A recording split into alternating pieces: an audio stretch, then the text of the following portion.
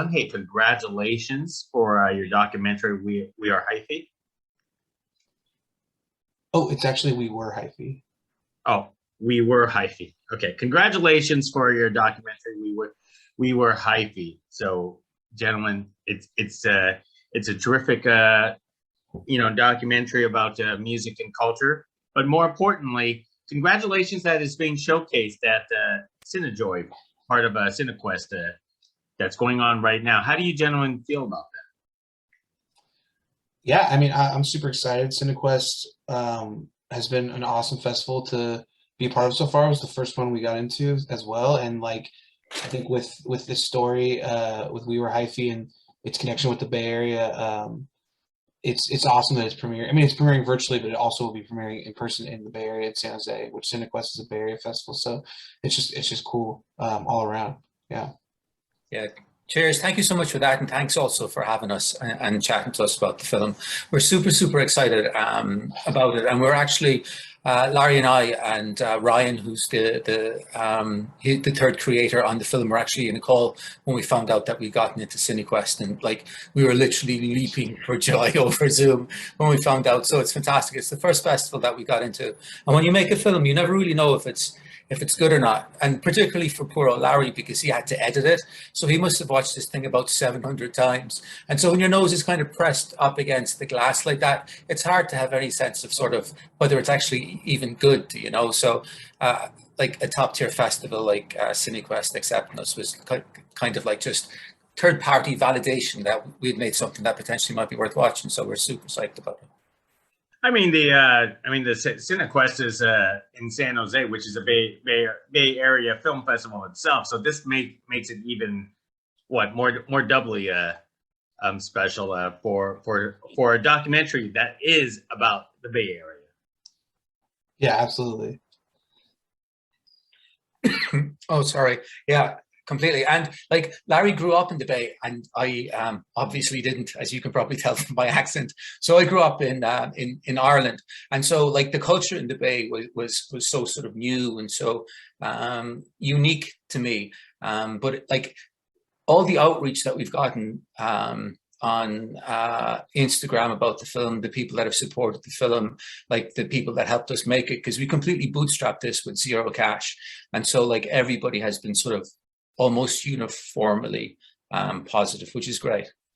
Yeah, and like so many people from the Bay Area like donated their time, both in front of and behind the camera, and just donated their knowledge and just like stories for this film. So it's like it really was made by the Bay Area in a lot of ways. So it's like I think it wouldn't feel right like premiering it outside the Bay Area. So it's Bay Area made and Bay Area premiered. It's yeah. It's a good feeling.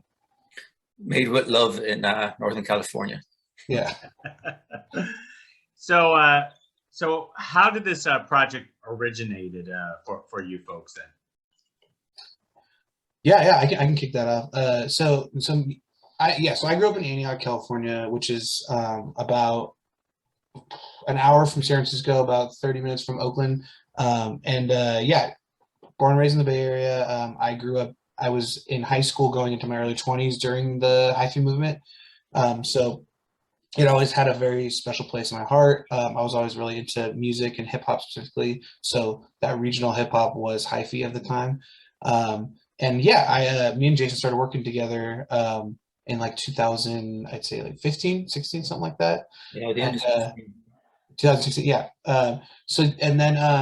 I would always just tell Jason about it. You know, I'd send him songs and send him clips and send him a bunch of like car, like sideshow footage and stuff like that. And he was super into it. And he was like, this is insane. It's like nothing I've ever seen before being from Ireland. And then, we both knew we wanted to make movies outside of work, and we always wanted to collaborate together. Jason being, in the more producer kind of career path, and me wanting to be a director. Jason actually approached me and was like, yo, we should make a short film about the hyphy movement, and like just put it on YouTube and see, just to make it, just to make something creative. And I was like, yeah, I'm hell down, let's do it. So we started working on it, and then we started just kind of like knocking on doors, meeting people. And then, once we met one person, interviewed them, they'd be like, yo, you got to talk to this person and you got to talk about this. And it just kind of like it just kind of like the momentum just like blew up, and we just like it just expanded and expanded, and we kept meeting more and more people, and they kept sharing more and more about it. As we learned more about the movement and got connected to more and more people, we at a certain point we were like, okay, maybe this could be like an actual short film that we do. We send around to festivals, and it's probably close to 15 minutes. So then that was the next phase. And then even from there, just the support was overwhelming, and we were like, all right, let's make a feature. Like, let's just go for it. So yeah, that's kind of how it all kicked off. It was me sharing hyphy videos with Jason, and Jason being like, let's do it. Yeah, Larry is a consummate storyteller, as you can tell as well, just from listening to him chat, even in the last few minutes. And so his stories like would almost come alive. Do you know what I mean? Sort of on the internal cinema screen of your mind or whatever, as you're listening to him. So it was super excited to actually start making this film. But it was a long journey. So we started working with each other. The end of 2016, started 2017. First started chatting about maybe doing a short film in probably June of 2018. So from the time we started talking about it, started working on it, and like the way it kind of grew that Larry just described, it took almost 4 years from then to when we got the CineQuest screening, which is part of the reason why we were so delighted when we found out that we'd gotten into the festival as well, you know, because it had been a long journey. So Jason, tell me this, are you in the Bay Area right now? Yeah. I got a green card when I was 19, so moved to the Bay Area for a while, then went back to Ireland to finish off college, then came back for a while. So I've kind of been over and back for, geez, almost the last quarter of a century now. So were you familiar with the hyphy movement when you were here, or you were indoctrinated with the hyphy movement when you were over there? No, Larry actually indoctrinated me with the hyphy movement when we started working together. I'd literally never heard of it until I started working with him, and that's what was so amazing, because there's been so many fantastic, like the Bay Area, for all intents and purposes, has been the epicenter of youth culture, like going all the way back to the 50s, back to the Beats back in the 50s, the hippies in the 60s, the punks in the 70s. And all the way through, but they all kind of expanded and are known all over the world. Yet hyphy isn't, but it's all like Rafael Casal in the film describes it as probably the loudest movement that's come out of the Bay Area. And so it was surprising to me that I hadn't actually heard about it before, and that was part of the appeal and part of the attraction and part of why I felt it makes such a great film. So for you, Larry, growing up in the Bay Area, you were familiar with the hyphy movement since you were young? Yeah. So it kicked off. I mean, it really became like the hyphy like it really got like big, I'd say like in 2004-ish. And so I was like just starting high school. So not when I was super young, just because the movement hadn't really like picked up yet. But yeah, high school, it was like I was infatuated with it. It was like it's like all we talked about. I also I'm a big hip hop fan, but I'm also I as a hobby I produce hip hop beats on the side. So I was doing that in high school. So and then a lot of my friends were like aspiring rappers. So we were just like making music, listening to music, talking about music, and then just like on weekends and whatnot in Antioch, when you're that age, there's not much to do. So you're kind of just driving around with your friends, hanging out in gas station parking lots, trying to find a house party to kick it at. And it's just like, you're kind of around like all the car culture and that kind of stuff then too. So it was just like, yeah, it was big when like high school. And then even in my early 20s, it was still going pretty strong. And we were, keeping it alive. And that was when I started school at SF State, San Francisco State. So it was like meeting people from like LA and like outside the Bay for the first time and kind of exposing them to it. And they were just like, whoa, this is like crazy. I've never heard of it. So yeah, we were kind of like advocates for hyphy, I guess you could say. It's kind of cool. Like anybody that grew up here at the time, if you say, do you know what hyphy is? Instantly, if they grew up in the Bay, particularly if they live in the East Bay, everybody that was here at that time knows what hyphy is. But it didn't like kind of blow up almost the way it did. So it's this beautiful kind of almost like a hidden secret in a sense. Do you know what I mean? If you don't come from the Bay, but if you are from the Bay, everybody 100% knows what it is. So would you actually say hyphy is not just the the music like the rest of us actually believe, but it's much more of a culture then? Yeah, absolutely. It's it's rooted in music, but it's just grown so much further beyond that. It's got all these different kind of avenues. And so like just to kind of break it all down, so it's like the music, the sound, the high tempo, you know, kind of like bombastic lyrics, but then you also have like the car culture aspect of it. So that's like sideshows, you know, burning rubber, these kind of crazy like nightly kind of gatherings in the streets, which is what a sideshow essentially is. And then you got like the whole dance element to it, turf dancing and like going dumb, and it's got this whole kind of style and feel that's not like any other kind of style of dance within hip hop. And then you also have like the slang, the fashion, and just kind of the way you act and carry yourself. That's all part of that, like that hyphy kind of attitude and vibe. And then like on top of all that, it has roots in like social and like kind of social impact and awareness, and kind of like it did kind of turn into like a voice and kind of like a release for people at that time in the Bay Area, which it was a tough time in the early 2000s. So it's definitely like a culture. It kind of reminds me of like the way hip hop is broken down. It's like graffiti, breakdancing, DJing, but with hyphy, it's like music, slang, fashion, sideshows, and dance, you know. And you guys thought you guys were going to do this in a 15-minute short. Yeah, exactly. And I've been saying like each element could have its own movie, you know. It was so hard to squeeze it into this like hour and a half essentially long movie. Yeah, a 15-minute short would have been impossible, right? Yeah, it would have been. But then I think if we had started talking and we knew that there's like a 4-year struggle ahead. I mean, it was an amazing, fun journey, but there was definitely like a lot of challenges. We didn't necessarily have the budget. We called in a ton of favors. Ryan, like who's the co-creator on it, he had camera, he had lighting equipment that really helped us like set up interviews. But I think if we had known at the start that, okay, this is a 4-year journey, there's going to be a pandemic in the middle of it, you're going to have to stop shooting, you can't meet anybody for like 18 months, we probably would have been like, no, let's just make a 5-minute short. But like, it's just been such a fun journey. And then to get into something like CineQuest and to get all the positive feedback on Instagram has made it all worthwhile. So how did you guys actually start? Did you find some of these hyphy artists first, or you talk to journalists and historians first? I mean, what actually, you know, basically started with you guys and then snowballed from there? Was the first interview that we did, was it like we went, they had this amazing event out in Oakland on the first Friday of every month, just called First Fridays, where it's kind of a street fair. And I think that might have been the first one that we went out to. And literally we started walking up to people on the streets, asking them, like, did they know about Hyphy? There was like people together in really cool scraper cars. So we started chatting to them. I think that might have been the first time we actually went out. And then literally we met people from there who introduced us to other people, and then we kind of went out. But obviously Larry had just this fantastic, almost encyclopedic knowledge of the people that we should talk to as well. And so we drew up like an interview list of all these people that in an ideal world we would be able to talk to. And so then we started doing outreach to them through like social media, door stopping them at their businesses, like whatever it took. Yeah, to actually chat to people. Yeah, like with Mr. Fab, who's one of the most important key members of the hyphy movement and a very important person on camera on this film.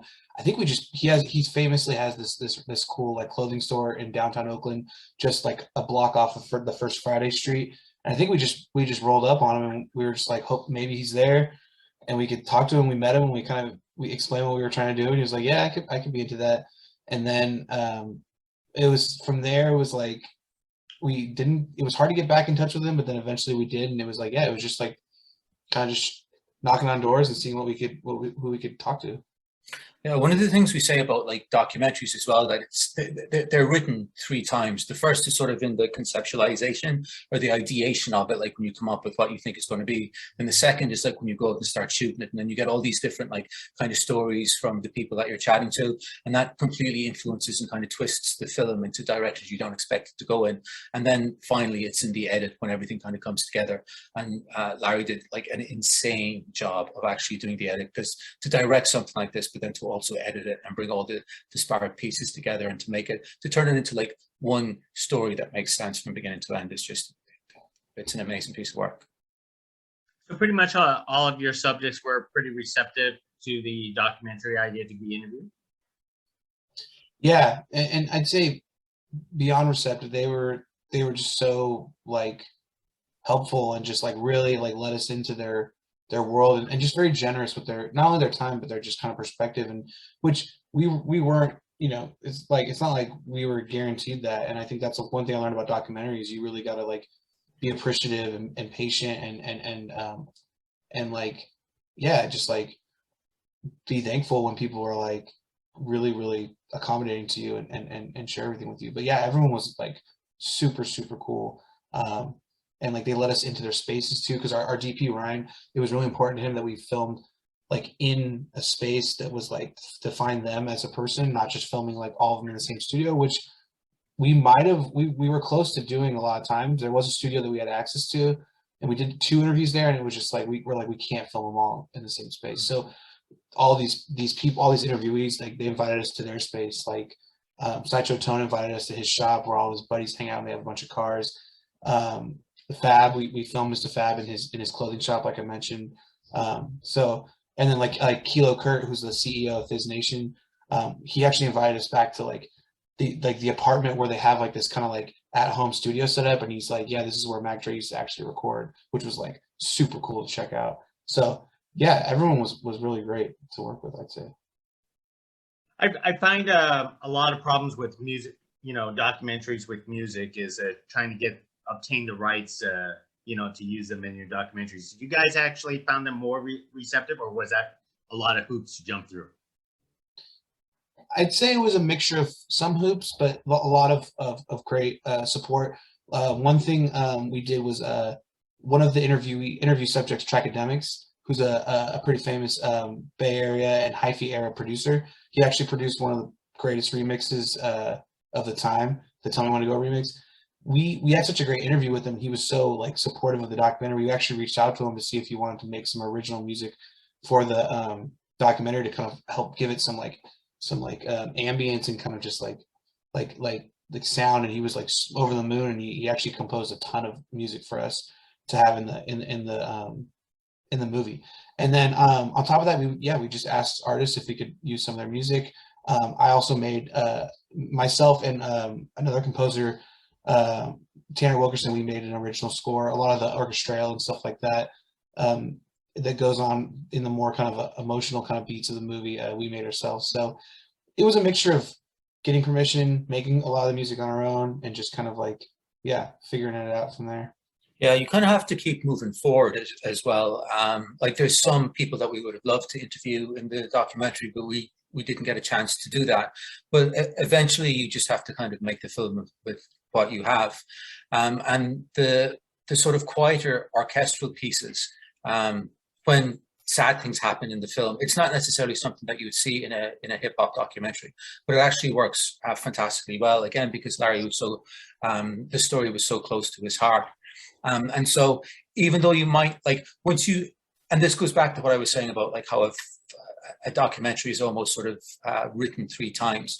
Like you might have an idea of what you would love to get at the very start. Sometimes it works out wonderfully well for you, sometimes it doesn't, and you just have to keep trying to push forward and find something else that would work in its stead. And I think overall it all came together really well. Yeah, it all came together really well. I think a lot of other music documentaries as well, because they might focus on one specific artist or one specific group.